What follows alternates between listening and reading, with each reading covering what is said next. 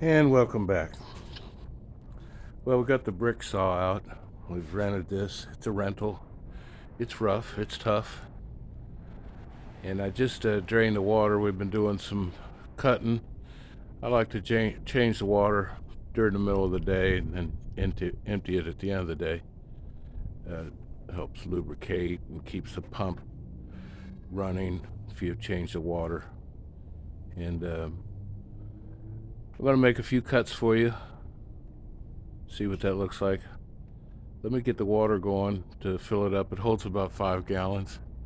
And while that's filling up, I'll show you what we've been doing.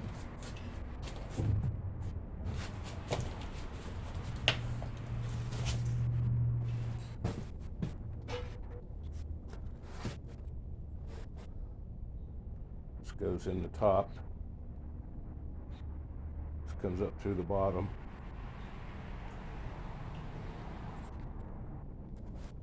There's a hole right down here.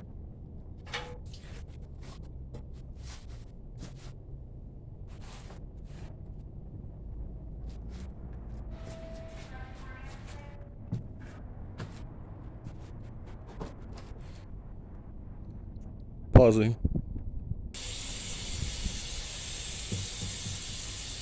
Okay, what's going on?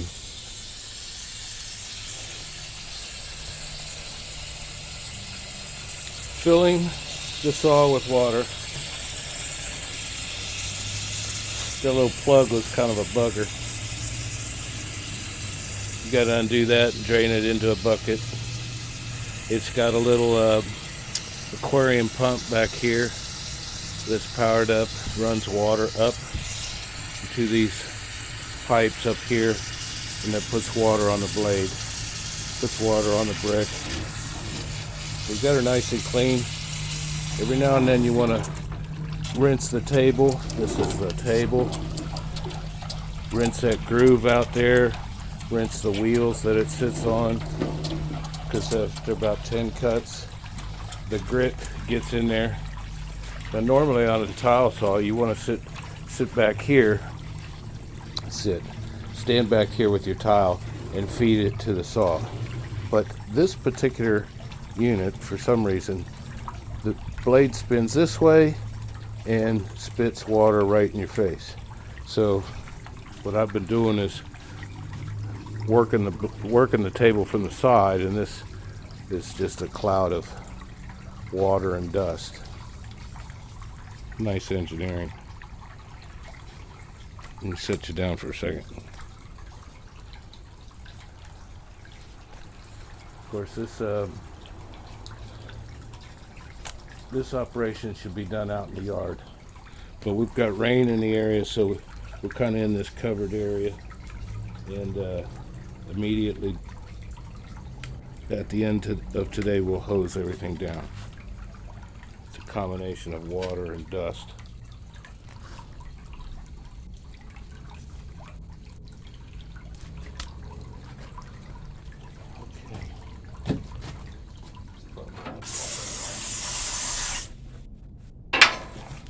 And you want to keep a hose handy. In this operation, you're going to need earmuffs, eye protection, gloves. Now these gloves I'm using are my oyster shucking gloves, and they're pretty good because they're kind of waterproof. Fingers are waterproof. They're kind of in a woolly glove. If you just used regular leather gloves, they're going to get all wet. So these work good.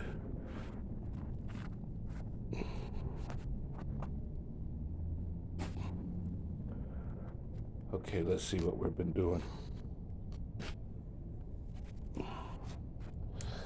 Now, years ago when this pathway was built, it was probably a Friday, and the guy decided not to fill these gaps, put pea gravel in them. And so there were several places here where there wasn't a piece of stone in there. It was just pea gravel. And I'm piecing in some stone now. I've cleared out the pea gravel, and now we're cutting spots, You can see here, this is how you had it. It's full of pea gravel and then it gets full of dirt. Same with over here, we're piecing in some pieces. And this stone is it's kind of a brick material, so it's a little bit softer than this other stuff I have. So it's been cutting okay. Again, this was just full of pea gravel, and so we've cut some of these stones to fit in there. I'll put some slivers in there and put a few in here. They're not set, but they're cut, and we'll come back after we're done cutting and level them and set them in there. This is an old style red brick paver, I guess you call it. And over here he had just pea gravel in there. So we've cut some stones to go in there. Now, rental guy and you bricklayers out there know that all bricks are not the same. Let's go over here. There's a gap there we'll fill. We've also decided to put in a walkway back to our little picnic area. Let me set you down a little bit.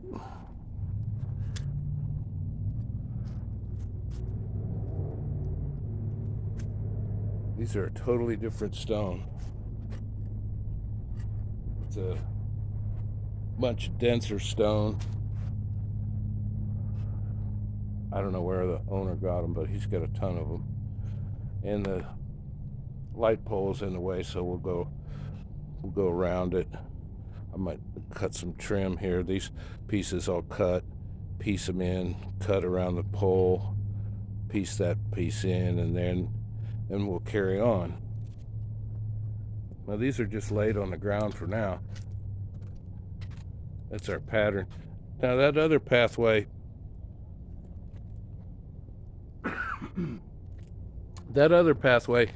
he kind of put his stones in rows, whereas this is staggered. I like staggering my stones. Seems to be better. And we'll cut some pieces around that light pole. And we get it all set. I'll come back and I'll pull up, every other one, and we'll slide this border in there. That rubber border goes up against there with some nails, some spikes. But for now, we got it nice and flat. This surface is all sand. We're only 50 miles from the Gulf, so soil conditions in this area, Mississippi, are sandy. So perfect for laying these things. Now, occasionally you may find a rough spot, and you can just tamp that sand down, rough it up, tamp it, and get nice and level. So it's a little different than old Rocky Top up there in Tennessee. You'll be digging that clay and that rock and laying a base of sand like this. So we'll come in around here and we'll trim around this pole, add a few more rows into our patio picnic lunch area. So we've got three kinds of stones we're cutting. We're cutting those red ones. We're cutting these walkway ones, the grand walkway, and then these traditional pavers. You see these all the time. The gray ones that are down there, and these tan ones. And they'll cut different than that red stuff. We don't know. We'll find out. And here I'll straighten this out into a long line and bring the brown ones to the end. I don't think we're going to curve. We might curve when they get to this circle area. I might take the saw and try to curve the ones that butt up against there. There's ways you can do that. And then we get all those laid down there. It'll be a gray square surrounded by brown. That's just what's on site. Then we have these supports. They'll go in a circle, and that's the top. This is the top for the table, And this is the seat. So we put the T supports down on our pavers. Got 4 of them, so we'll split them up in a circle, lay the big round seat on top, and then this table top over here. Now I've got some brackets. We ordered some special glue, $22 a tube. It's supposed to be good. But we'll put that special glue up here. I may drill a few holes just to give it some grip, some surface. A couple holes in there, a couple holes in the table. Set that on that special glue. And then I have 4 brackets that mount on the side here and underneath of the table. 1, 2, 3, 4. Just to give it a little mechanical strength. And we'll do the same here with these T supports.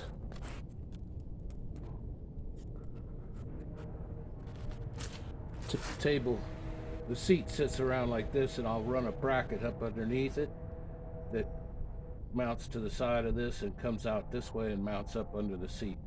And even though that glue is supposed to be super special, I like something mechanical to kind of hold it together. So that's what's going on. Let me pause you and I'll cut a few tiles. I know you want to see that. Big clouds of dust and wet noise. Hope you got your headphones on, or get your earplugs out. This thing gets loud. And I'm only going to do a couple of tiles, a couple of cuts, because the dust in this area will get on the camera. I'm sure of that. Maybe I'll show you how I measure too. Let's go measure one. Let's measure one out here.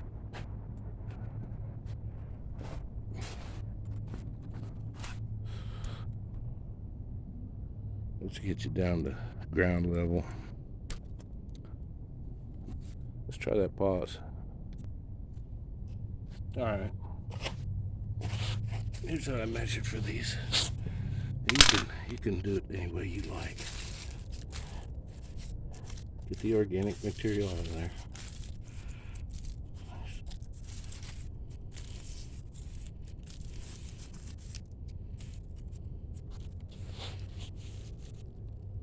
Take your stone. What that will do.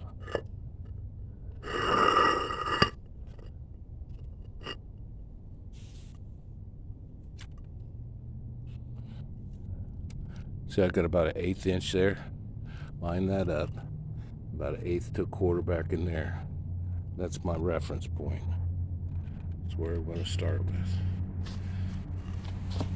Then looking right in here, I'm going to make a little mark. Push the seat back.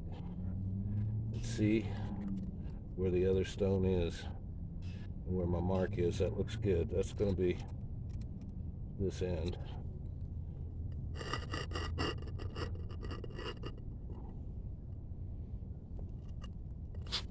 Then pull the stone towards you.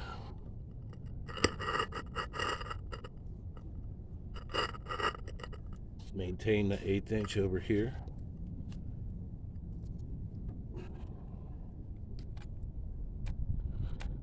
You see, this is where the other stone is. Can you see that? That's where that other stone is. So you come up here, come in about an 1/8 and make a mark.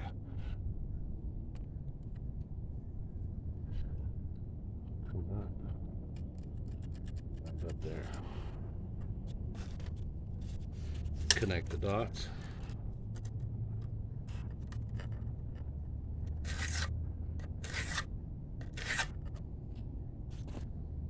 And that's the piece we want.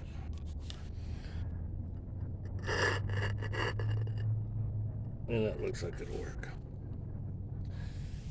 Now, if you're doing ceramic tile in your kitchen or bathroom, you could get all exact and bevels and all that stuff, but we're out here in the yard. I'm not building a piano. Pausing.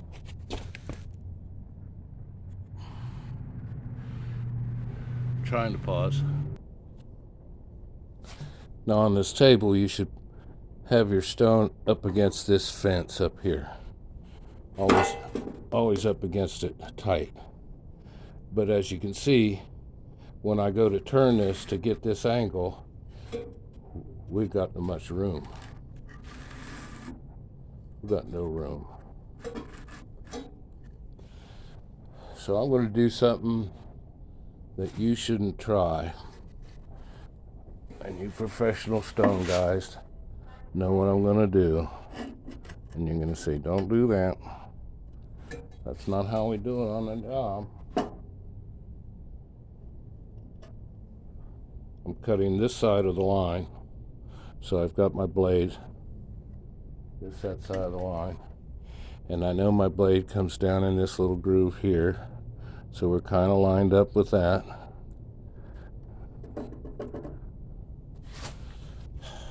Now I have to move you because you are right in the line of water. As soon as I turn this on, this camera will just be soaked.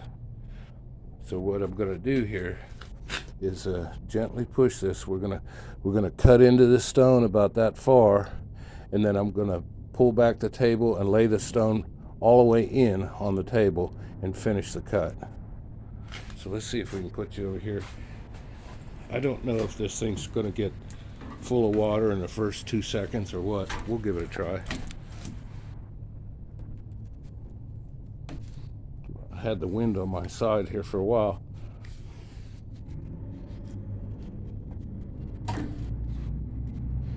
Excuse me.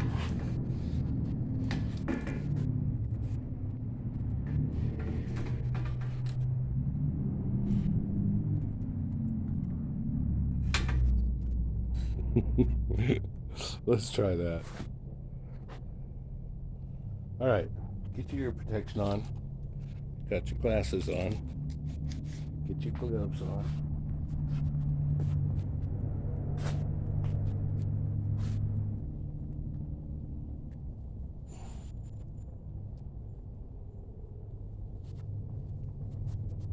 Here we go.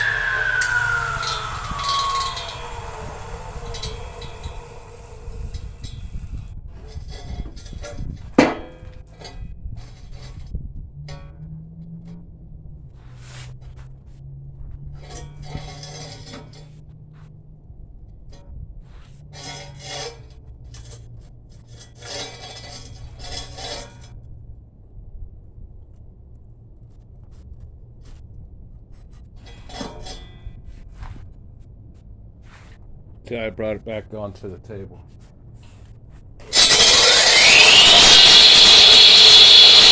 Kind of go slow.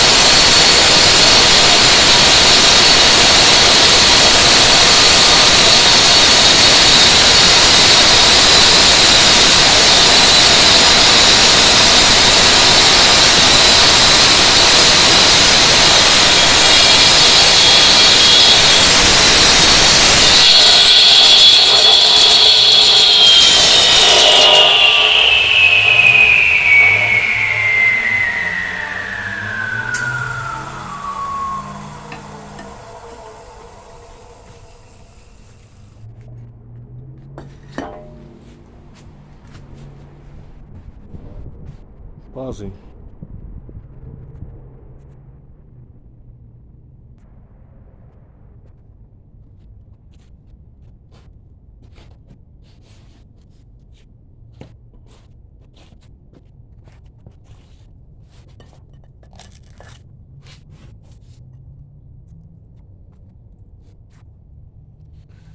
That's good enough. It's sitting high, but I'm going to come back and dig out the back underneath it. Get a level on there and get it flat. Get it nice and flat.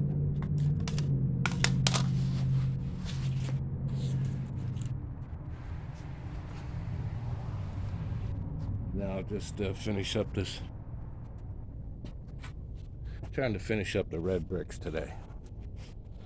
So we'll get this little piece in and that little piece, and we'll start cutting these.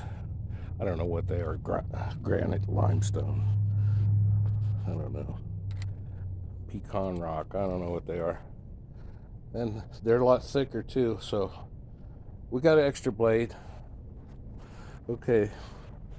We'll get back to you in a minute.